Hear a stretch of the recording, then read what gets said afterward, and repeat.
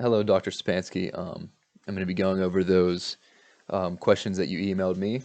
So for that icebreaker portion, you asked to define therapeutic use of self in my own words. And I feel like in my own words, the therapeutic use of self is just kind of how the therapist uses like their own personality and their own, attitudes and values to, influence their therapeutic practice. Things like your personality, style, like senses of humor, things like that. And it also, especially with children, need to be adjusted like case to case, based off the child's attitude and how they learn and how you feel that they can learn from you. The next question you said, or what are strengths and weaknesses?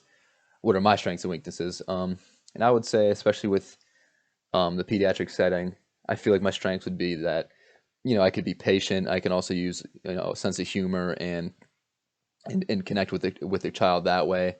But I also feel like some of my weaknesses might be just my lack of, understanding of child development and, being able to see children in that type of setting and, how I could really use my therapy and intervention techniques to help them because I haven't really seen a lot of pediatric therapy taking place. You also asked what are some examples of how therapists demonstrated therapeutic use of self in Rebecca's video.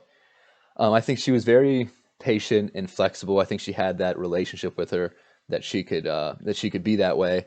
I think she was calm, but also was kind of like stern and direct whenever she needed her to do something to keep her engaged. And I think she kind of, used Rebecca's, kind of high energy to, you know, kind of guide her own practice in that way. And she did a good job using her own therapeutic use of self with Rebecca. Um, so for the referral part, how clients are referred to OT, um, in school settings, they're referred by parents, psychologists, principals, social workers, teachers, things like that in the school setting. An outpatient, it could be from pediatricians, um, could be like kind of self referral from people, and then also specialists, any type of doctor that can refer to outpatient.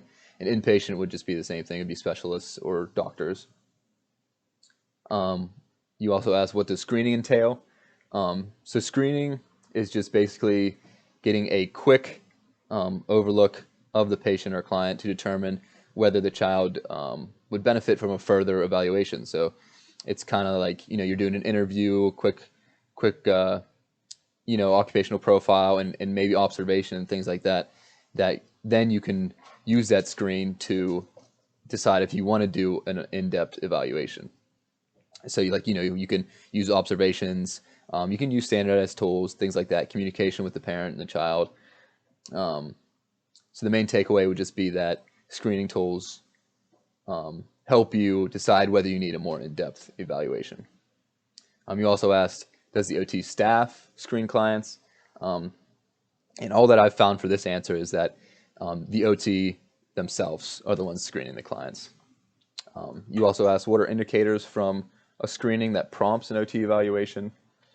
I feel like indicators for, especially the pediatric setting, would be if a child is or is not reaching their milestones.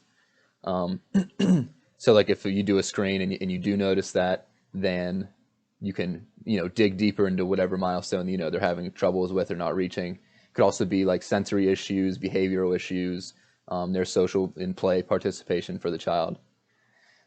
So then you asked universal screening measures commonly used in schools to identify risks and delayed youth. Tools you can use, any brief assessments that are valid and reliable and that demonstrate diagnostic accuracy for predicting learning or behavioral problems. And then the red flag screening tool. It was funny because this is actually the tool I found whenever we were working, when I was supposed to be working with this group. And I think the red flag screening tool is very interesting. I think that it's cool how they have a section where it can do for all ages. It has those bullet points and it also breaks it down into the 0 to 1, 2 to 3, 3 to 4. I think it cool. I think it's cool how it breaks it down into those age groups also. And I think especially with Rebecca, I think she fit some of those screening tool things. So if you were maybe doing an initial screen on a child like Rebecca, you can see like oh, she didn't make good eye contact at all in interacting with her, with the adults throughout the videos. Rebecca didn't do that. Also, she had, trouble verbalizing and following the verbal directions. So like with Rebecca in some of the activities, especially like when she was writing on the whiteboard, it was tough for her to follow those verbal directions. So that would be another thing on the screening tool. And then also she had some problems with her attention. So I think that red flag screening tool would be really effective and something that I'd like to, dig deeper in the future, maybe in my own practice. And then now getting on to evaluations, you ask, what does the evaluation process entail? So it's like a summary of the client, some of the things from the screening, like the occupational profile, getting the summary, interviewing them, seeing what they care about, what their personality is like, what their values are like. Then you analyze the occupation. So then you kind of are identifying and documenting the client's strengths and their weaknesses that hinder their occupations. And then now you choose your methods of evaluations for the specific client after you get the profile and see their values and see what their occupations are. So then you can use the standardized assessments, the non-standardized assessments, and then you can finally make your final interpretation of the whole evaluation, and you kind of get all that information you collected, and then you see how you can use intervention to help serve the client and how you can help the client benefit from therapy. So what methods that you can use to evaluate someone? For evaluation, you can use assessment tools, standardized, non-standardized ones, and then also observation. I feel like is very important for children, especially to see their motor skills, how they socialize, what their sensory integration is like, and their communication skills and play skills and stuff like that. So standardized, so then you ask what standardized or non-standardized assessment tools are used. So standardized assessments, they're like procedures that have set rules and they must be followed to make sure that you obtain reliable and like valid information. So they have those set rules and those set guidelines. Then you can compare them back. For whenever you evaluate the child again, you can compare the results of the two test scores. And then non-standardized tests are something that kind of allows you with some leeway. They're not like published or like commercially sold, and you can use them in your evaluation processes, but they kind of give you your own priorities of what you want to focus on with the child, and you could test that way. But it also is non-standardized. And then you ask who administers the assessments, and then it would depend on, if you need a certain level of qualifications, like how we learned in our other pediatric class, qualification A, B, or C, or whatever. So also, obviously, if you need the qualifications like a master's degree or a doctorate degree or a certain certification, so it could be OTs, it could be, a doctor, it could be a pediatrician, it could be a speech language pathologist, as long as they have that certification to, use the assessment. And then how are evaluations results used is another question you asked, and they're just used to create your interventions and determine what the child needs to, keep building and keep hitting their developmental milestones that you're working with. And then you ask with whom are the evaluation results shared with. So they're shared with, the personnel that, works with the child, obviously, anybody who's in their, education plan in the school setting. Could be teachers, it can be, other speech language pathologists is working with the child, their parents, the caregivers.